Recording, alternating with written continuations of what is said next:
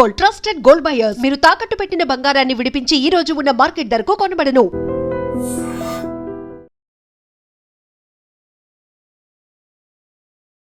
సంపాదన ముసుగులో పడి మనం ఏం కోల్పోతున్నామో ఒకే ఒక్క గ్రామం మనకి కళ్ళకు కట్టినట్లు చూపిస్తోంది.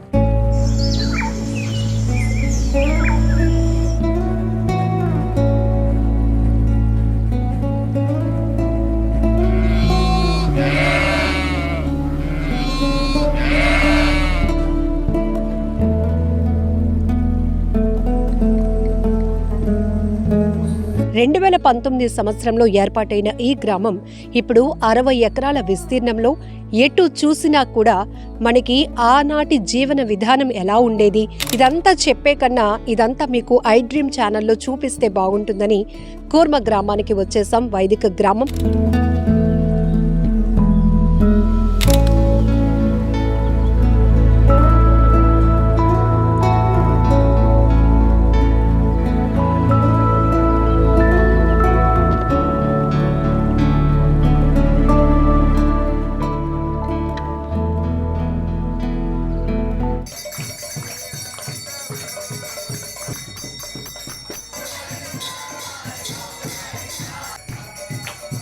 కరెంటుకి సంబంధించినవి ఏవి కూడా ఉపయోగించకుండా జీవించడం ఇక్కడ ప్రయత్నిస్తుంది కూర్మ గ్రామము.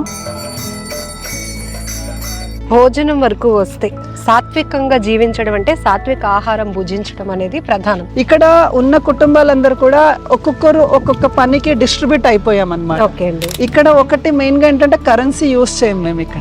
కూర్మ గ్రామంలో ఉన్న వాళ్ళలాగా మనం ఉండలేము అని అందరు కూడా ఇక్కడ వచ్చిన వాళ్ళు ఇంతకు ముందు పెద్ద జాబ్స్ చేసి ఇక్కడ ఉంటున్నారు కదా, మీకు పాములు లేకపోతే ఇక్కడ నుంచి క్రూర జంతువులు ఏం లేవా అడవులలో అని ఒకటి అడుగుతారు. మేమైతే వైరాగ్యం నుంచి ఇక్కడికి రాలేదు, ఒక నాలెడ్జ్ తీసుకొని వచ్చాం కాబట్టి వీ కెన్ స్టే హియర్ అని చెప్తున్నారు విత్ ఫ్యామిలీస్.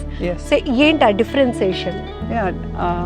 మంచి ప్రశ్న అండి. యాక్చువల్ గా బయట అందరూ అసత్యమే మాట్లాడుతున్నారు, ప్రతి నోరు మాట్లాడితే అబద్ధం మాట్లాడుతున్నారు, మేము బతకలేకపోతున్నామని ఎందరో కంప్లైంట్. ఇలాంటి సిచ్యువేషన్ లో మీరు ఇక్కడ ఇంత కనెక్ట్ అవుతున్నారు, నిత్యం భగవన్ నామస్మరణతో ఉంటారు. ఏంటి ప్రతి మనిషికి ఎందుకు ఆ స్పిరిచువల్ లైఫ్ ఉండాలి అంటారు? యాక్చువల్లీ ఈ క్వశ్చన్ అడిగినందుకు మీకు చాలా ధన్యవాదాలు. హరే కృష్ణ కృష్ణ కృష్ణ హరే హరే, హరే రామ రామ రామ హరే హరే. హరే రామ అనే ఒక మంత్ర జపంతోనే ఎందుకు అంత పవర్? కృష్ణుడు భగవద్గీతలో ఏం చెప్తున్నాడంటే, నిరంతరం ఒత్తిడి, ఉరుకుల పరుగుల జీవితం, సంపాదన సమస్యలు, ఈ యాంత్రిక జీవితంలో పడి మనిషి చాలా వాటిని కోల్పోతున్నాడు. ఏదో వెతుక్కోవాలి అనే ప్రయత్నంలో మళ్ళీ కొత్తదనాన్ని ఆస్వాదించాలి అనే కోరిక ప్రతి ఒక్కరిలో పెరుగుతోంది. అది ఒక రకంగా చెప్పాలంటే ఆనాటి జీవన విధానం ఏదైతే ఉందో అది కోరుకునే పరిస్థితికి మనిషి వచ్చేసాడు అంటే ఎన్ని పెనుమార్పులు. సాంకేతికంగా ఎంత ముందుకు దూసుకుపోతున్నా కూడా చాలా వరకు ఉపయోగకరంగా ఉన్న కొన్ని మాత్రం ఆ టెక్నాలజీ కావచ్చు, లేకపోతే ఆ స్పీడ్ యుగం ఏదైతే ఉందో దాని మాయలో పడి దాని పరుగులో పడి మనం చాలా కోల్పోతున్నాం. ఈవెన్ మన అనుబంధాలు కావచ్చు, ఆప్యాయతలు, ఇలాంటివన్నీ చాలా మిస్ అయిపోతూ ఉన్నాం. సంపాదన ముసుగులో పడి మనం ఏం కోల్పోతున్నామో ఒకే ఒక్క గ్రామం మనకి కళ్ళకు కట్టినట్లు చూపిస్తోంది. ఖచ్చితంగా చెప్పొచ్చు, ప్రతి మనిషి జీవితంలో ఆధ్యాత్మిక చింతన లేకపోతే గనుక ప్రశాంతమైన జీవితం అనేది మనకి ఎప్పుడు కూడా సాధ్యం కాదు అని చెప్పటమే ఈ కూర్మ గ్రామం యొక్క ప్రత్యేకత. శ్రీకాకుళం నుంచి సుమారు 50 కిలోమీటర్ల దూరంలో ఉన్న కూర్మ గ్రామం వైదిక గ్రామంగా పేరుగాంచింది, విరాజిల్లుతోంది. 2019 సంవత్సరంలో ఏర్పాటైన ఈ గ్రామం ఇప్పుడు 60 ఎకరాల విస్తీర్ణంలో ఎటు చూసినా కూడా మనకి ఆనాటి జీవన విధానం ఎలా ఉండేది, ఇప్పటికీ కూడా మనం అలా జీవించగలుగుతామా అనే ఒక ప్రశ్న మనకి సంధిస్తూనే ఇక్కడ మనం ఎంతసేపు వరకు ఉండగలుగుతాము అని చెప్పి ఒక టెస్ట్, ఒక పరీక్ష లాంటిది ఈ గ్రామం అని చెప్పొచ్చు. ఎందుకంటే ప్రతి ఒక్కరికి తెలుసు, ఒక పాత వస్తువు చూసినప్పుడు ఇది ఆనాటిది అంటాం. సో మన తాతలు ముత్తాతలు ఆ యుగం నాటి, ఆ కాలం నాటి పరిస్థితులు చూస్తే గనుక అప్పటికి ఇప్పటికీ పెను మార్పులు కూడా మనం చోటు చేసుకున్నాయి. ఆ వైపు మనం ఎంత పరుగులు పెడుతున్నామో చూస్తున్నాం. ఇదంతా చెప్పే కన్నా ఇదంతా మీకు ఐ డ్రీమ్ ఛానల్లో చూపిస్తే బాగుంటుందని కూర్మ గ్రామానికి వచ్చేసాం. వైదిక గ్రామం. ఇక్కడ జీవన శైలి ఎలా ఉంటుంది, మనం ఏం నేర్చుకోగలుగుతాం, ఆధ్యాత్మిక మార్గం అంటే అసలు ఏంటి, మనం ఉదయం లేచిన దగ్గర నుంచి ప్రతిదీ మనకు ఒక టార్గెటే. ఒక రకంగా చెప్పాలంటే ఆర్టిఫిషియల్ లైఫ్లో ఉన్నాము అనేది ఈ గ్రామం మనకు ఒక మెసేజ్ ఇస్తుంది. కాకపోతే ఇక్కడ ఎలా మనం ఉండగలుగుతామా లేదా అనేది పెద్ద ప్రశ్న. ఒకసారి కూర్మ గ్రామాన్ని మొత్తం మీకు చూపిస్తాను. ఇక్కడ ఉన్నటువంటి వాతావరణం ఒక్క రకంగా చెప్పాలంటే వస్తున్నప్పుడే మనసు ఎంత ప్రశాంతంగా ఉందంటే, చుట్టూ కొండలు, పచ్చని వాతావరణంలో అలా వస్తూ ఉంటే, ఇంకా చెప్పాలంటే రోడ్డు కనెక్టివిటీ కూడా అంతగా ఏమీ లేదు, కానీ ఇంకా వెళ్ళాలి అనేటటువంటి ఒక ఉత్సాహం మాత్రం వస్తుంది. ఎందుకంటే ఇప్పుడు ఉన్నటువంటి సిచ్యువేషన్లో ఈ కూర్మ గ్రామం ఒక అద్భుతంలా కనపడుతోంది ప్రతి ఒక్కరికి. చిన్న వాళ్ళేంటి, వయసులో ఉన్న వాళ్ళేంటి, పెద్దవాళ్ళేంటి, ప్రతి ఒక్కరూ అనేక రకాల సమస్యలతో, తీవ్ర ఒత్తిడితో ఇక్కడ ఉండి కాసేపు ప్రశాంతతను నింపుకొని వెళ్ళాలి అనేటటువంటి కోరికతో వస్తున్న వాళ్ళతో ఇప్పుడు ఈ కూర్మ గ్రామం చాలా ప్రాచుర్యంలోనికి వచ్చింది. ఇక్కడ ఉన్నటువంటి పరిస్థితుల్ని ఒక్కసారి గమనిద్దాం రండి. హరే కృష్ణ. హరే కృష్ణ. ఇక్కడ కూర్మ గ్రామం అనేటప్పటికీ ప్రతి ఒక్కరూ ఈ గజిబిజీ లైఫ్లో ఒక్కసారైనా అక్కడికి వెళ్ళి కొన్ని గంటల పాటు గడిపి రావాలి అనే ఒక ఆలోచన ప్రతి ఒక్కరిలో పుడుతుంది. ఏంటి ఇక్కడ ప్రత్యేకత? అసలు ఉదయం లేచిన దగ్గర నుంచి ఒక డైలీ షెడ్యూల్ చెప్పండి. యాక్చువల్గా ఇక్కడ ప్రత్యేకత ఏంటంటే మన పూర్వ జీవన విధానం అండి ఇక్కడ.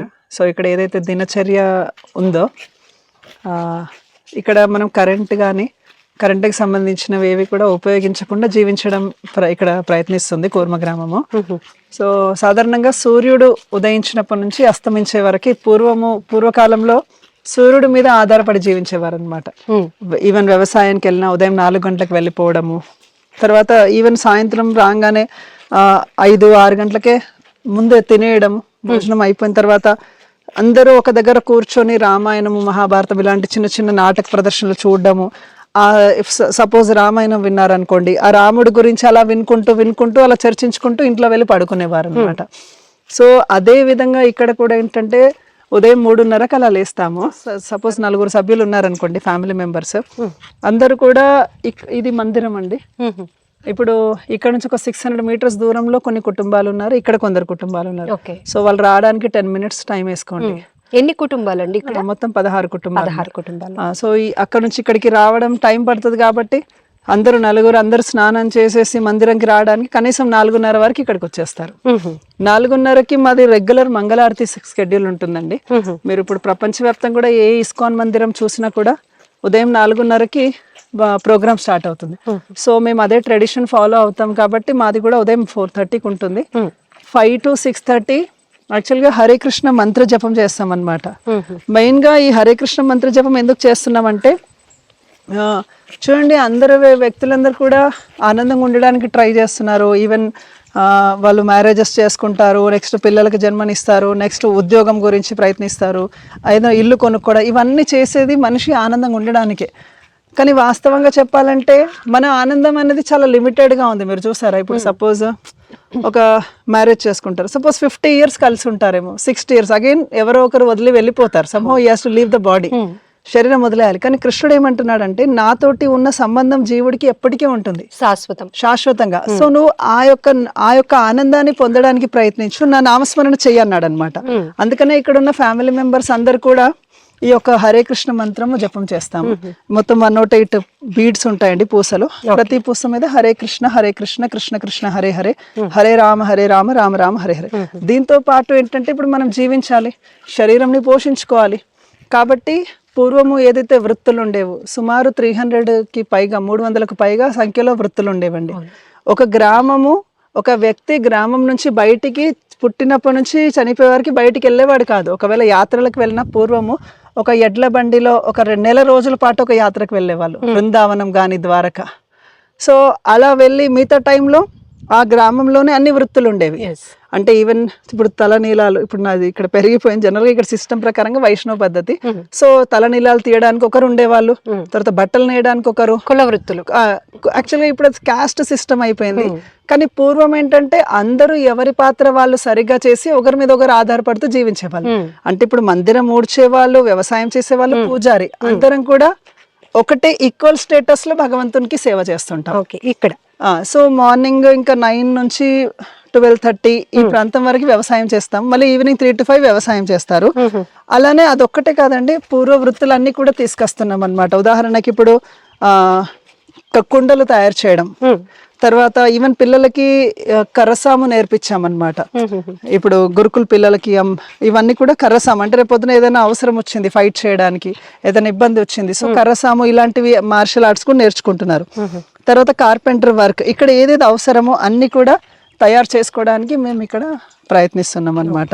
ఫుడ్ సిస్టమ్ అంటే భోజనం ఎలా ఉంటుంది ఇక్కడే మీరే అన్నీ కూడా పండించుకుని వండి, అలానే ఎవరైతే విజిటర్స్ వస్తారో వాళ్ళకి కూడా అదే ఆహారాన్ని ప్రసాదంగా మీరు అందిస్తూ ఉంటారు.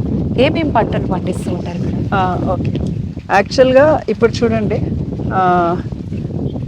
మనిషి జనరల్గా జీవించడానికైతే తనకు కంటి నిండా నిద్ర ఉండాలి, కడుపు నిండా భోజనం ఉండాలి, ఉండడానికి ఇల్లు ఉండాలి, వేసుకోవడానికి బట్టలు ఉండాలి, బేసిక్ నెసెసిటీస్ ఇవి. తర్వాత ఇవన్నీ ఎప్పుడైతే మనిషి ప్రశాంతంగా ఇవి గడుస్తాయో తను ఫ్యామిలీ తోటి కూడా ప్రశాంతంగా స్పెండ్ చేయగలుగుతాడు అనమాట. ఇప్పుడు ఈ 4 డిస్టర్బ్ అవుతున్నందుకే everyone is working in the house. అంటే ఇంట్లో అందరూ నలుగురు ఉద్యోగాలు చేస్తున్నారు. ఏదో కర్రీ పాయింట్ లో వెళ్ళి వండుకొని ఆ కూర తెచ్చుకుంటున్నారు, ఏదో ప్లేట్లలో ఆ ప్యాకెట్లలో నుంచి పోస్తున్నారు, తినుకుంటున్నారు, మొబైల్ చూసుకుంటూ పడుకుంటున్నారు. కానీ యాక్చువల్గా సిస్టమ్ ఈ విధంగా లేదనమాట. సిస్టమ్ ఎలా ఉంది అంటే, వ్యవసాయం చేసేవాళ్ళు, కూరగాయలు పండించేవారు ఒకరు ఉంటారు, ధాన్యం పండించే వాళ్ళు, నూనె గానుగా ఆడించే వాళ్ళు ఒకరు ఉంటారు, తర్వాత వేరుశనగలు పప్పులు వాళ్ళు పండించే వాళ్ళు సపరేట్. ఇక్కడ ఉన్న కుటుంబాలందరూ కూడా ఒక్కొక్కరు ఒక్కొక్క పనికి డిస్ట్రిబ్యూట్ అయిపోయాం అన్నమాట. ఇక్కడ ఒకటి మెయిన్ గా ఏంటంటే కరెన్సీ యూజ్ చేయం మేము ఇక్కడ మీరు మన చిన్నప్పుడు సోషల్లో చదువుకున్నాము, ఎట్లా అంటే బార్టర్ సిస్టమ్ అని విన్నాం, మార్పిడి, వస్తు మార్పిడి. ఆ జీవన విధానమే ఇక్కడ మేము అమలు పరుస్తాం అన్నమాట. అంటే ఇప్పుడు ఏదైనా మనకి కావాలి అంటే డబ్బు పెట్టి కొనే పరిస్థితి ఉండదు, లేదు. అంటే ఎలా అంటే ఫర్ ఎగ్జాంపుల్ ఇక్కడ ఉన్న 16 కుటుంబాలు ఎవరింట్లో వాళ్ళు ప్రత్యేకంగా కూరగాయలు పండించుకుంటారు సరిపోయినంత. సో కూరగాయలు పండిస్తుంటారు, ధాన్యం పండిస్తుంటారు కదా, అవన్నీ కూడా ఈక్వల్ గా డిస్ట్రిబ్యూట్ అయిపోతాయి. ఇక్కడ ఎవరైతే విజిటర్స్ వస్తారో ప్రతిరోజు అందరికి కూడా పూర్తి భోజన ప్రసాదం పెడతాము. ఇంకొకటి ఎవరైనా ఫ్యామిలీస్ ఇక్కడ స్టే చేయాలనుకుంటే కూడా మా నెంబర్ ఉంటుంది అనమాట, 7732075607. ఈ నెంబర్కి వాళ్ళు కాల్ చేస్తే వాళ్ళు ఒక 4 days ముందుగానే చెప్పినట్లయితే ఫ్యామిలీ స్టే చేయడానికి కూడా అవకాశం ఉందండి ఇక్కడ ఇలా.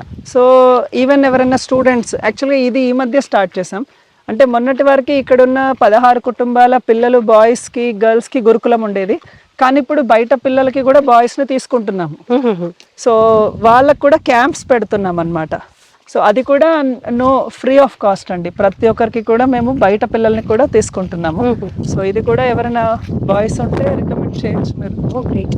నో ప్లాస్టిక్, నో పొల్యూషన్, ఈ రెగ్యులర్ గా మేము వినే హార్న్ సౌండ్స్ లేవు, పెద్ద పెద్ద అపార్ట్మెంట్స్ లేవు, చక్కగా గాలి వేస్తుంది, నో ఏసీస్ నీడ్. సో ఇంత వాతావరణం 2019లో ఆలోచన ఎందుకు వచ్చింది? యాక్చువల్గా మా దీనికి ఎవరైతే ఫౌండర్ ఉన్నారో పరమ పూజ్య భక్తి వికాస స్వామి, సో మా గురువు గారు అనమాట. ఆయన గురువు ఎవరంటే భక్తి వేదాంత స్వామి శ్రీల ప్రభుపాద. ఎవరైతే ప్రభుపాద అంటే ఇస్కాన్ ఫౌండర్ ఆచార్య అండి. ఇప్పుడు all over the world ISKCON temples ఉన్నాయంటే మూల కారణము శ్రీల ప్రభుపాదే. ఆయన ఈ యొక్క జీవన విధానము మనిషి ఆరోగ్యకరంగా ఉండొచ్చు, తర్వాత ఆనందంగా కూడా ఉండొచ్చు. ఈ విషయము తెలుసుకొని ఈవెన్ ఇది భక్తికి కూడా చాలా అనుకూలిస్తుందండి. ఈవెన్ చాలా మనిషి జీవితానికి కనీసంగా కావాల్సినవేవో తెలుసుకున్న వాళ్ళు ఖచ్చితంగా ఆనందాన్ని ఇక్కడ అనుభవించగలుగుతారు. రైట్ అండి. ఎక్స్పెక్టేషన్స్ ఎప్పుడైతే ఉంటాయో ఆటోమేటికలీ మనకు ఉన్నదానికన్నా మోర్, ఇంకా కావాలి, ఇంకా సంపాదించాలి, ఇంకా పరుగు పెట్టాలి. సో అదంతా లేదు. అయితే ఒకటి అందరికి డౌట్ వస్తుందండి, కూర్మ గ్రామంలో ఉన్న వాళ్ళలాగా మనం ఉండలేము అని. అంటే అన్ని జీవితం మీద ఒక విరక్తితో ఇక్కడికి వస్తున్నారా, లేకపోతే ఒక ఆధ్యాత్మికంగా నడిచే మార్గం వైపు ఉన్న ఆలోచన కావచ్చు, జ్ఞానంతో ఇక్కడ ఉండగలుగుతున్నారా? ఓకే, యాక్చువల్గా జనరల్గా ఈ ప్రశ్న అడుగుతుంటారండి, మీరే కాదు జనరల్గా అడుగుతుంటారు. ఇక్కడ ఎవరు కూడా వైరాగ్యంతో అయితే రాలేదండి. మామూలుగా సిటీ లైఫ్ లో విరక్తి కలిగి అక్కడ జాబ్స్ చేయలేక అట్లేం రాలేరు. అందరు కూడా ఇక్కడ వచ్చిన వాళ్ళు ఇంతకు ముందు పెద్ద జాబ్స్ చేసి కొన్ని గంటలు పనిచేసి ఎక్కువ సాలరీస్ ఉన్న వాళ్ళు కూడా ఉండేవాళ్ళు. ఓకే. బట్ వాళ్ళు ఉద్యోగాలు వదిలేసి దే హ్యావ్ గివెన్ ఇట్లా లైఫ్స్ వాళ్ళ ఫ్యామిలీస్ తో డెడికేట్ చేశారంటే మనం కొందరు మన ఇప్పుడు ఇక్కడికి రావడానికి కొంచెం నాలెడ్జ్ కూడా అవసరం అండి, మినిమం. అంటే ఎలా అంటే కొంచెం ఏమంటారు, జనరల్ సెన్స్ ఉండాలి ఫ్యూచర్ గురించి. ఇప్పుడు మన భవిష్యత్ ఇప్పుడు చూస్తున్నాం బయట, ఫర్ ఇనిషియల్గా తీసుకోండి, అటు విడాకులే తీసుకోండి. అసలు జనరల్గా డైవర్స్ కేసెస్ ఇప్పుడు నేను చిన్నప్పుడు మా పేరెంట్స్ ఉన్నప్పుడు ఆ టైంలో నేను ఎప్పుడు ఎవరిది వినలేదు. అసలు డైవర్స్ అంటే మా రిలేషన్స్లో ఎవరు లేరు. కానీ ఇప్పుడు కామన్గా వింటూనే ఉన్నాం. ఇవి ఎక్కువ అవుతున్నాయంటే పీపుల్ ఆర్ నాట్ సాటిస్ఫైడ్ లేరు కాబట్టి దే వాంట్ న్యూ చేంజ్ అంటున్నారు. ఓకే, ఈ ఆధునికరణ సాటిస్ఫై చేయలేకపోతుంది మనిషి, అందుకే విడిపోతున్నారు. రెండోది ఈవెన్ ఆరోగ్యం కూడా చూస్తే నాకు కరెక్ట్గా 35 years ఇక్కడ వచ్చిన తర్వాత స్పెక్స్ వచ్చాయండి. అంటే ఐటీ జాబ్లో చేశాను, పాడైనాయి. ఓకే. కానీ ఇప్పుడు బై బర్త్ కూడా కళ్ళల్లో లోపాలు ఉన్న వాళ్ళు ఉన్నారు. అంటే బై బర్త్ కూడా వాళ్ళు సైట్ ఉండి ఒక 3 years 4 yearsకే స్పెక్స్ పెట్టేసుకుంటున్నారు. మరి ఏమైపోతుంది, మరి ఎక్కడ ప్రాబ్లం వస్తుంది? ఎందుకంటే ప్రకృతికి మనిషి ఏ విధంగా ప్రకృతి జీవించమని చెప్తుందో మనిషి ఆ విధంగా జీవించాలండి. అందుకే మనకు వేదాలు, పురాణాలు, ఉపనిషత్తులు ఉన్నాయి. వేదాస్లో ప్రతిదీ ఉందండి. భూమిని ఎట్లా ఉపయోగించాలి. ఈవెన్ పైథాగరస్ థీరం అని ఉంది కదండి, ఇది టాన్ థీటా కాస్ థీటా అంటారు. ఈ పైథాగరస్ థీరం కూడా కనుక్కున్నది వ్యాస మహర్షినే. దాన్ని సులభ సూత్ర అని వ్యాస మహర్షి ఎప్పుడో చెప్పారు. అది సింప్లీ అదొక ఇతను ఫైండ్ అవుట్ చేసి అది ఇచ్చాడు, అంతేకాని వ్యాస మహర్షి ఈజ్ అ బిగ్ సైంటిస్ట్. ఇతను ఈ వ్యవసాయంకి ఎంత ఎకరంకి ఏ పంట వస్తుంది ఇవన్నీ కూడా ఇచ్చారు. ఇప్పుడు క్యాలిక్యులేషన్స్ అన్ని కూడా మనకి యాజ్ పర్ వేదాస్ ఉన్నాయి కాబట్టి ఇలా జీవిస్తే బెటర్ అండి. గాలి కొను వీక్ డేస్ లో, వీకెండ్స్ లో చాలా మంది విజిటర్స్ వస్తూ ఉంటారు కదా కోర్మ గ్రామానికి. వచ్చే ప్రతి ఒక్కరు ఇక్కడ ఉన్న నేచర్ ని, బ్యూటీని ఆస్వాదించడంతో పాటు వచ్చే ప్రతి ఒక్కరిలో కొన్ని ప్రశ్నలు ఉంటాయి, అవి మీ ముందు పెడుతూ ఉంటారు. ఏం చెప్తూ ఉంటారు జనరల్గా అడిగే ప్రశ్నలు ఏంటంటే, అసలు మీరు ఇట్లా అసలు ఇక్కడ ఉంటున్నారు కదా, మీకు పాములు లేకపోతే ఇక్కడ నుంచి క్రూర జంతువులు ఏం లేవా అడవులలో అని ఒకటి అడుగుతారు. రెండోది, మీకు ఆరోగ్య సమస్యలు వస్తే మీరు ఏం చేస్తారు అని అడుగుతుంటారు. రెగ్యులర్ క్వశ్చన్స్ ఇవన్నీ. మూడోది ఏంటంటే, మీకు ఫ్యూచర్లో బయటికి వెళ్ళాలనిపిస్తే, పిల్లలకు ఒకవేళ బయటికి వెళ్ళాలనిపిస్తే మరి వాళ్ళ ఫ్యూచర్ ఎట్లా, మీకు బయట ప్రపంచంతో సంబంధం లేదు కదా, ఎలా జీవిస్తారు వాళ్ళు అని అడుగుతారు అన్నమాట. నాలుగోది ఏంటంటే, చీకట్లో కరెంట్ లేకుండా ఓన్లీ దీపాలతోటి లైఫ్ సరిపోతుందా, అలా బతకచ్చా అని డౌట్ ఉంటుంది. అందుకే కొందరు ఏం చేస్తుంటారు, రాత్రి స్టే చేయడానికి వస్తారు గెస్ట్లు, ఓన్లీ నైట్ స్టే చేయడానికి వచ్చి వెళ్తుంటారు అనమాట. అలాంటి వాళ్ళకి స్టే కూడా. ఇవి జనరల్ క్వశ్చన్స్. ఇక్కడ ఉండొచ్చా అని అడిగే వాళ్ళు ఉన్నారా? కొందరు ఇక్కడ జాయిన్ అవ్వచ్చా అని కూడా వచ్చారండి. అలా యూట్యూబ్ చూసి 2 families జాయిన్ అయ్యారండి. 2 years బ్యాక్ 2 families జాయిన్ అయ్యారు. జస్ట్ ఏం లేదు, బిలో 35 years లో హస్బెండ్ వైఫ్ వాళ్ళ పేరెంట్స్ తో పాటు జాయిన్ అయిపోతే మేము హౌస్ అన్ని అరేంజ్ చేయగలుగుతాం. విత్ ఫ్యామిలీ అయితే తీసుకుంటాం. లేదా సింగిల్ జెంట్స్ వచ్చి they can stay as a student, as a brahmachari they can stay, student gents కి అన్నమాట. ఇలా మేము అవకాశం అయితే ఇస్తున్నాం.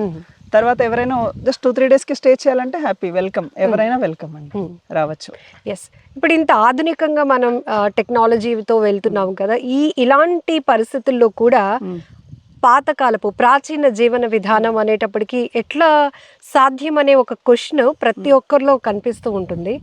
సో ఇది ఎట్లా అంటే మీరు ఏం చెప్తారు అంటే, ఇందాక చెప్పారు మేమైతే వైరాగ్యం నుంచి ఇక్కడికి రాలేదు, ఒక నాలెడ్జ్ తీసుకొని వచ్చాం కాబట్టి వీ కెన్ స్టే హియర్ అని చెప్తున్నారు విత్ ఫ్యామిలీస్. సో ఏంటి ఆ డిఫరెన్సియేషన్? మంచి ప్రశ్న అండి. యాక్చువల్గా ఇప్పుడు చూడండి, కరోనా వచ్చిన టైమే ఉంది. ఉదాహరణకి కరోనా వచ్చినప్పుడు వేరే కంట్రీస్ మన దేశంలో ఉన్న ఆవుల గోమూత్రం కొనుక్కున్నారంట, పేటెంట్షిప్ కూడా కొందరు తీసుకున్నారంట. తులసి చెట్టుకి కూడా పేటెంట్షిప్ తీసుకుంటున్నారంట బయట దేశాల వాళ్ళు. అంటే యాక్చువల్గా మన పూర్వ నాగరికత వాళ్ళకి ఎలా ఉంటుందంటే, ఉదాహరణకి ఒక ఇల్లు ఉంది, మీకు నాన్న వాళ్ళ నాన్నమ్మ ఉంటారు కదండి, పూర్వం నాన్నమ్మలు ఉండేవాళ్ళు, ఇంకా వాళ్ళ అమ్మ కూడా ఉండేవాళ్ళు, 5 generations ఉండే వాళ్ళు. ఇంట్లో ఎవరికైనా మనవాడికి చిన్న దగ్గు వచ్చింది, దగ్గు జలుబు ఏదైనా వచ్చింది, ఇప్పుడు ఆధునిక సమాజం వల్ల ఏం చేస్తారు, జనరల్ గా చిల్డ్రన్స్ టానిక్స్ పోస్తారు, లేదా డాక్టర్స్ దగ్గరికి వెళ్ళిపోతారు. చిల్డ్రన్స్ డాక్టర్ దగ్గర లైన్ చూస్తారు ఎప్పుడైనా, చాలా లైన్ ప్రతిరోజు. కానీ పూర్వం ఏంటంటే, ఈ పెద్దవాళ్ళు ఏదో చెట్టు ఏదో ఆకు తీసుకొచ్చి నోరి ముక్కులలో పోసేవాళ్ళు, తగ్గిపోయేది. అసలు 1 రూపీ ఖర్చు పెట్టకుండా పెద్ద పెద్ద రోగాలు తగ్గిపోయేవండి. కానీ ఇప్పుడు మరి ఎందుకు ఇంత ఇన్వెస్ట్ చేస్తున్నారు హెల్త్ మీద? ఎందుకు అయినా బాగుండట్లేదు ఎందుకు? రెండోది పూర్వం ఎట్లా అంటే they use to sleep early, they use to get up early. కానీ ఇప్పుడు 2 o'clock 3 o'clock పడుకుంటున్నారు, 9 o'clock 10 o'clock లేస్తున్నారు. అంటే యాక్చువల్గా సూర్యుడు ఎట్లా అయితే కరెక్ట్గా టైమింగ్ మెయింటైన్ చేస్తే దానికి కరెక్ట్గా రివర్స్ మెయింటైన్ చేస్తున్నారు. దీనివల్ల ఆయువు తగ్గిపోతుంటుంది.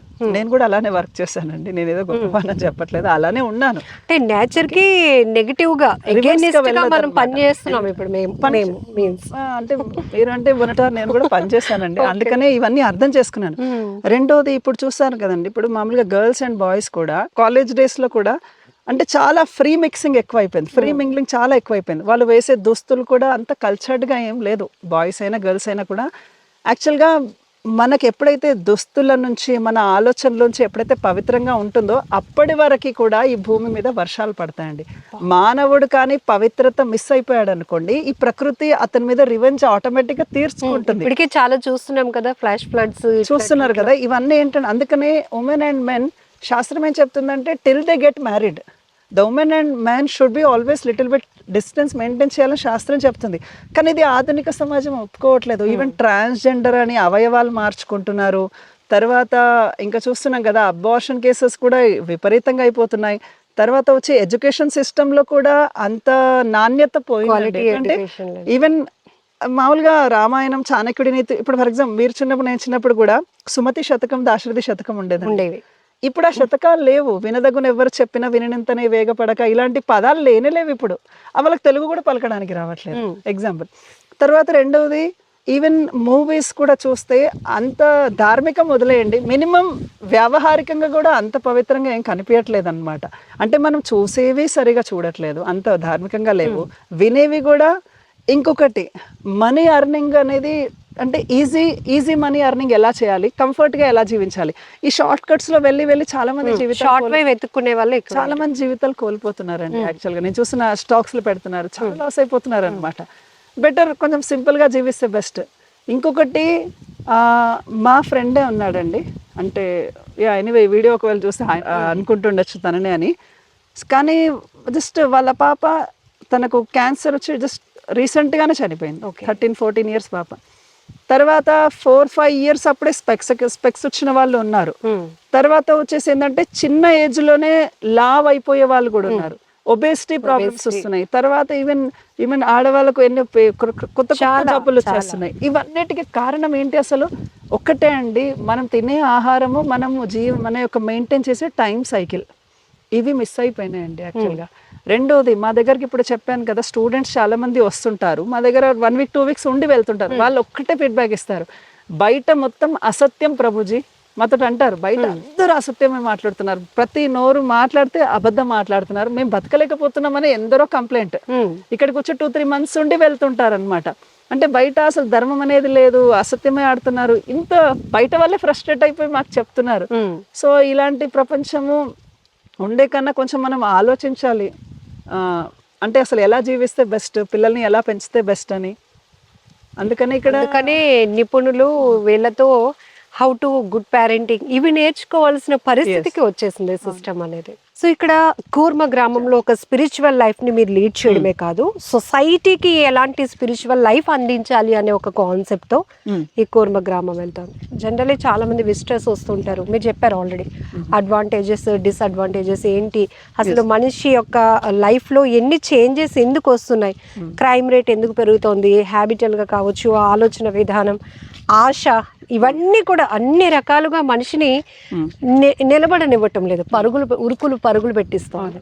సో ఇలాంటి సిచ్యువేషన్లో మీరు ఇక్కడ ఇంత కనెక్ట్ అవుతున్నారు, నిత్యం భగవన్ నామస్మరణతో ఉంటారు. ఏంటి ప్రతి మనిషికి ఎందుకు ఆ స్పిరిచువల్ లైఫ్ ఉండాలి అంటారు? భగవంతుడికి దగ్గరగా వెళ్ళటానికి ఏంటి వే? ఓకే యాక్చువల్లీ ఈ క్వశ్చన్ అడిగినందుకు మీకు చాలా ధన్యవాదాలు. ఇది one of the top most question. యాక్చువల్గా మనకు అండి, భగవద్గీత అనే పుస్తకం ఒక సైన్స్ అండి, అది మనకు పూర్తి విషయాన్ని తెలియజేస్తుంది. సో మెటీరియల్ వరల్డ్ గురించి, స్పిరిచువల్ వరల్డ్ గురించి. సో కృష్ణ భగవద్గీతలో ఏమంటున్నా అంటే, శ్రీకృష్ణుడు మనుష్యానం సహస్రేషు కశ్చిద్ యతతి సిద్ధయే యతతామపి సిద్ధానాం కశ్చిన్ మాం వేతి తత్వతః.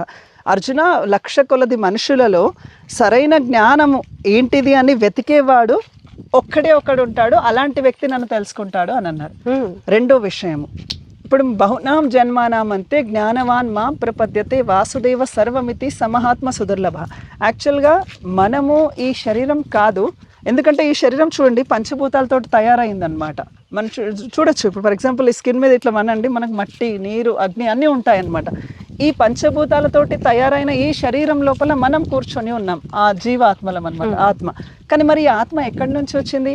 ఇది భగవంతుడి లోకం నుంచి ఇక్కడికి రావడం జరిగింది. ఇక్కడికి వచ్చి ఈ శరీరంలో బంధింపబడింది. ఈ శరీరానికి ఏం ప్రాబ్లమ్స్? పుట్టడం, ముసలితనం, రోగాలు, మరణం. ఇవి దుఃఖాలు ఎప్పటికీ ఉంటాయండి. నిజంగా సైంటిస్టులు వీళ్ళందరూ దీని మీద ఫోకస్ చేయాలి. ఇప్పుడు మీకు బీటెక్ చదివితే అందులో ట్రిపుల్ ఈసీఈ అని ఉంటుంది కదండి, ECE branch, triple branch, computer branch అని ఉంటుంది. అలానే సోల్ బ్రాంచ్ అని ఒకటి పెట్టాలి. ఆత్మకి సంబంధించిన ఒక ఇంజనీరింగ్ సబ్జెక్ట్ ఉండాలి. ఎందుకంటే రియల్గా మనము ఆత్మ అన్న విషయం ఎవరికి తెలియట్లేదు. మనం జీవాత్మ యాక్చువల్గా, కానీ మనం ఈ శరీరంలో ఇరుక్కపోయాము. ఎప్పుడైతే మనము ఈ ఆత్మను తెలుసుకుంటామో రియల్గా మనం హ్యాపీగా ఉంటాం. అర్థమవుతుంది కదా? మమ్మల్ని చాలా మంది అడుగుతారు, మీకు కరెంట్ లేదు, ఫోన్స్ లేదు, టీవీ లేదు, మీరు ఎట్లా హ్యాపీగా ఉంటారు ఇక్కడ, బోర్ అనిపించదా అంటే, యాక్చువల్లీ హ్యాపీనెస్ అనేది ఆత్మకి మీరు హ్యాపీనెస్ ఇస్తే, we created this all things. మనకి జీవం పోసినప్పుడు వచ్చినవన్నీ కావు ఇవి. రైట్. మనం టెక్నాలజీని ఇంక్రీజ్ చేసుకొని డెవలప్ చేసుకొని సృష్టించుకున్నవి. అవును. We should avoid. మనం అవాయిడ్ చేసుకోవాలి అనుకుంటే చేసుకోవచ్చు అని మీరు అంటారు. అంటే యాక్చువల్లీ రియల్ హ్యాపీనెస్ అనేది మన స్పిరిచువల్ నాలెడ్జ్ ఎప్పుడైతే తీసుకుంటాం కదండి, రియల్గా మనం హ్యాపీగా ఉండగలుగుతాం. అందుకే మీరు చూడండి, స్పిరిచువల్ నాలెడ్జ్ ఉన్న వాళ్ళు అంత ఎక్కువ యాంగ్జైటీకి గురికారు దేనికి కూడా.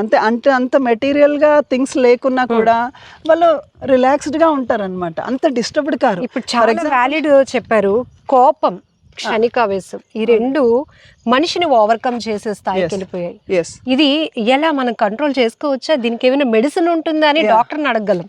బట్ ఇలాంటి వైదిక గ్రామానికి వచ్చి ఇది భగవన్ నామస్మరణతో సాధ్యమేనా అని మాత్రమే మేము అడగగలుగుతాం. Yes, correct Mataji. ఇది యాక్చువల్గా హరేర్ నామ హరేర్ నామైవ కేవలం కలౌ నాస్తియేవ గతిరన్యథ. కలియుగం వాళ్ళ గురించి ఉపనిషత్తు ఉన్నదన్నమాట, కలి సంతరణ ఉపనిషత్తు. ఈ కలియుగంలో జనుల యొక్క క్వాలిటీస్ ఏంటి అంటే, వాళ్ళకు అల్పాయుష్ ఉంటుంది, అల్ప బుద్ధి ఉంటుంది, మెమరీ పవర్ తక్కువ ఉంటుంది, తర్వాత వచ్చి ఎప్పుడు కలతల్లో ఉంటారు. అంటే ఆల్వేస్ దే ఆర్ ఎన్వియస్, అంటే ఫైటింగ్ చేసుకుంటూ ఉంటారు. ఏదో చిన్న, ఫర్ ఎగ్జాంపుల్ మీరు చూడండి, రోడ్ మీద వెళ్ళండి, బై మిస్టేక్ మన బైక్ ఎవరికైనా అంటే ఎందుకు ఇంత టాలరెన్స్ లెవెల్ తగ్గిపోయిందంటే, సాధారణంగా కలియుగ జనులు కలహపరులు అండి. ఈవెన్ నేనైనా ఇదే కాబట్టి కలహపరునే ఉంటాను. కానీ ఒకటే ఉపాయం అంట, హరినామం. అందుకే డైలీ 10 minutes ఏనండి, ప్రతి ఒక్కరు కూడా జస్ట్ 10 minutes ఈ ప్రాసెస్ చేస్తే చాలండి. ఇప్పుడు చూడండి, మొత్తము ఇది జపమాల ఉంటుంది. ఇది టోటల్ 108 పూసలు ఉంటాయి. ఓకే, 108 సార్లు హరే కృష్ణ కృష్ణ కృష్ణ హరే హరే, హరే రామ రామ రామ హరే హరే. ఈ మంత్రము 108 సార్లు ఎవరైతే జపం చేస్తారు కదా, భగవంతుడు వాళ్ళని కంట్రోల్ చేస్తారు. వాళ్ళకు కోపం వచ్చేటప్పుడు కూడా వాళ్ళకి అర్థమవుతుంది, ఓ కోపం నేను ఈ టైంలో రియాక్ట్ అవ్వాలా వద్దా అని తెలుసు. ఎందుకంటే కోపం లేకుండా మనిషి ఉండలేడు. ఉదాహరణకి హనుమంతుడికి కూడా కోపం ఉంది, కానీ ఎప్పుడు కోపం ప్రదర్శించాడు? అది అధర్మానికి ఇబ్బంది అయినప్పుడు ఆయన కోపం ప్రదర్శించాడు. కానీ ఆ ఊరికే ఇట్లా రోడ్డు మీద వెళ్తూ వాడిని తిట్టడం, వీడిని తిట్టడం కాదు. అర్థమవుతుంది కదండి? దానికి కూడా ఒక సార్థకత, ఒక అర్థం ఉండాలన్నమాట. ఏ సమయంలో కోపం రావాలి, ఏ సమయంలో కోపం రావద్దు. దీన్ని ఏంటంటే ఆత్మ ఇంద్రియ నిగ్రహం ఉన్న వ్యక్తి ఇది చేస్తాడనమాట. అందుకని ఈ నామము ఆ ఇంద్రియ నిగ్రహం అనేది చేస్తుందండి. అందుకని భగవంతుడు చాలా ఈజీ ప్రాసెస్ ఇచ్చాడండి కలియుగ జనులకి. యువర్ సింపుల్ పీపుల్, మీకు సింపుల్ మంత్ర హరే కృష్ణ కృష్ణ కృష్ణ హరే హరే, హరే రామ రామ రామ హరే హరే. ఈ మంత్ర చేస్తే సరిపోతుంది అన్నారు. అందరూ ఇది చేయొచ్చండి, దీనికి ఏ రూల్స్ లేవు, ఒక పర్టికులర్ టైం లేదు, ఈ టైంలో చేయాలని, ఏ ఏజ్ నుంచి చేయాలని లేదు. స్త్రీలు చేయొచ్చా, పురుషులు చేయొచ్చా, ఎవరు లేరు. ఎవరైనా ఈ మంత్రం చెప్తే మైండ్ ఆటోమేటిక్గా రిలాక్స్ అయిపోతుందండి. ఇది చేయొచ్చు. కొన్ని కోట్లాది మంది దేవతలు కలిగినటువంటి మన భారతదేశం అంటూ హిందువులు అనేటప్పటికీ ఒక్కొక్క దేవుణ్ణి పూజిస్తారు. కానీ ఎందుకు ఈ హరే రామ అనే ఒక మంత్ర జపంతోనే ఎందుకు అంత పవర్, ఎందుకు అంత ఇంద్రియ జ్ఞానాలను కూడా కంట్రోల్ చేసేటటువంటి శక్తి? అసలు మంచి క్వశ్చన్లు అడుగుతున్నారండి. కృష్ణుడు భగవద్గీతలో ఏం చెప్తున్నాడంటే, కామైస్తైసైర్ అపహృత జ్ఞాన ప్రపద్యంతే అన్య దేవత అంటే కృష్ణుడు ఏం చెప్తున్నాడంటే ఇక్కడ జీవుడు ఎప్పుడైతే భౌతిక కోరికలతోటి తను డిస్టర్బ్ అయ్యేటప్పుడు తను ఆ కోరిక తీర్చుకోవడానికి పలానా దేవతకి వెళ్ళి అర్చిస్తాడు. ఉదాహరణకి ఇప్పుడు వివాహం జరగట్లేదు, సో పార్వతీదేవిని అర్చిస్తే వివాహం జరుగుతుంది. తర్వాత పలానా ఆరోగ్యం బాగాలేదు, సూర్యుడు యొక్క నామ స్మరణ చేస్తే ఆరోగ్యం బాగుంటుంది. ఇలా ఒక్కొక్క ప్రాబ్లంకి ఒక్కొక్క దేవత ఉన్నారనమాట మనకు. అందుకనే భారతదేశంలో 8 మంది దేవతలు ఉన్నారు. కానీ కృష్ణుడు ఏమంటున్నాడంటే మత్త పరతరం నాణ్యాత్ కించిదస్తి ధనంజయ మై సర్వమిదం ప్రోతం సూత్రీమణి గణాయవ. అర్జున, ఈ యొక్క జీవుల యొక్క కోరికలు తీర్చడానికి నేను పలానా దేవతల్ని సృష్టించాను. కానీ దేవతలు సైతం కూడా జన్మ మృత్యువు ముసలితనం వ్యాధి ఎవరిని కూడా తప్పించలేరు. ఈవెన్ దేవతలు సైతం మీకు ఈ యొక్క జన్మ మృత్యు చక్రం నుంచి తప్పించలేరు. ఎందుకంటే వాళ్ళు నా చేత సృష్టింపబడ్డారు, వాళ్ళకు కూడా ఈ పరిమితులు ఉన్నాయి. కాబట్టి మీరు నన్ను శరణు పొందినట్లయితే ఈ లైఫ్లో ఉన్నంత కాలం మీరు హ్యాపీగా ఉంటారు, ఫస్ట్ థింగ్. రెండోది, at the end of the life you will not take the rebirth. యాక్చువల్గా చాలా మందికి కర్మఫలం అనేది మనుషులే కాదు దేవతలు కూడా, అందరు కూడా కర్మఫలం అనేది అనుభవిస్తారండి, ఎవరైనా కూడా. కానీ కృష్ణుడు ఏం చెప్తున్నాడంటే మాముపేత్యాతు కౌంతేయ పునర్జన్మన విద్యతే. అంటే ఎవరైతే శ్రీకృష్ణుడు ఇచ్చిన ఈ నాలెడ్జ్ పూర్తిగా అర్థం చేసుకొని, ఫిలాసాఫికల్ అర్థం చేసుకోవాలండి. ఎట్లా అంటే కొందరు ఉంటారు సెంటిమెంటల్గా ఉంటారనమాట. భక్తి అనేది సెంటిమెంటల్ కాదు, ఇట్ ఈస్ వెరీ ఫిలాసాఫికల్ అనమాట. ఏది కరెక్ట్ ఏది రాంగ్, ఇది ఎందుకు చేయొద్దు. ఇప్పుడు మీరు అడిగారు క్వశ్చన్, 8 మంది ఇండియాలో 8 దేవతలు ఉన్నారు కదా, మరి మీరు ఎందుకు స్పెసిఫిక్గా ఇలా ఎంక్వైరీ చేయాలి? This is knowledge. సో అందుకనే కృష్ణుడు భగవద్గీత ఇచ్చాడు అనమాట. సో కృష్ణుడు ఏం చెప్తున్నాడంటే యూ వర్షిప్ దేవతాస్, అందరు దేవతల్ని వర్షిప్, నో ప్రాబ్లం. కానీ జన్మ మృత్యు చక్రం నుంచి మళ్ళీ పునర్జన్మ లేకుండా ఉండాలి అంటే అల్టిమేట్గా ఏదో జన్మలో నన్ను పొందాల్సిందే, అదేదో ఇదే జన్మలో నా దగ్గరికి పొందు. అండ్ వన్ మోర్ థింగ్, దేవతలు ఏదైతే నీ కోరికలు తీరుస్తారో సేమ్ థింగ్ నేను కూడా తీరుస్తాను. ఎందుకంటే ఆ దేవతలు ఆ కోరికలు మీకు తీరుస్తున్నారు కదా, అది నా శాంక్షన్ తోటే వాళ్ళు తీరుస్తున్నారు. అర్థమవుతుంది కదా. ఒక శ్లోకంలో కృష్ణుడు చెప్తున్నారు, దేవతలు జీవుల యొక్క కోరికలు తీరుస్తున్నారు, but through my permission only they are sanctioning you. That means I'm giving the permission indirectly through the devatas. నీ కోరిక తీరుతుంది కానీ దేవతల ద్వారా నేనే తీరుస్తున్నాను. అదేదో నువ్వు డైరెక్ట్ నన్ను శరణు పొందు, నీకు జన్మ మృత్యు నుంచి బయటికి వెళ్ళిపోతావు. ప్లస్ జీవుడు ఈ భౌతిక జగత్తులో చూడండి, ఒక కంట్రీ ఇప్పుడు అందరూ హ్యాపీగా ఉన్నారనుకోండి, సపోజ్ ఎవరో ఒక్కరు ఉంటారు, వాడు ఒక దేశం మీద బాంబు వేస్తాడు, ఆ దేశం అందరూ మళ్ళీ బాంబు, ఇట్లా జీవులు ఈ ఫైట్ చేస్తూనే ఉంటారండి. ఇదే కృష్ణుడు చెప్తున్నాడు. ఇప్పుడు గ్రంథాలయంలో ఏముంటాయి చెప్పండి, మామూలుగా బుక్స్. ఓకే, దేవాలయంలో దేవతలు ఉంటారు, హిమాలయంలో మంచు ఉంటుంది. కృష్ణుడు ఈ సృష్టి చేసేటప్పుడు ఈ అర్జునుడికి చెప్తున్నాడు, ఈ సృష్టిలో ఇది ఎటువంటిది అంటే దుఃఖాలయం అని చెప్పాడండి. దుఃఖాలయము అంటే అన్ని సమస్యలే ఉంటాయని చెప్తున్నాడు. You should come out of this world అని చెప్తున్నాడు కృష్ణ.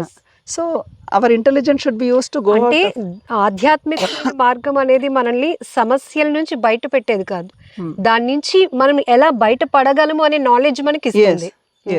ఆధ్యాత్మికం అనేది ఇంటెలిజెన్స్ అండి. దానికి సమస్యలు లేవు అని ఎక్కడ ఏ భగవంతుడు చెప్పలేదు. సమస్య ఎలా ఎదుర్కోవాలి, దాని నుంచి ఎలా బయటపడాలి. The main problem is repeated birth and death అండి.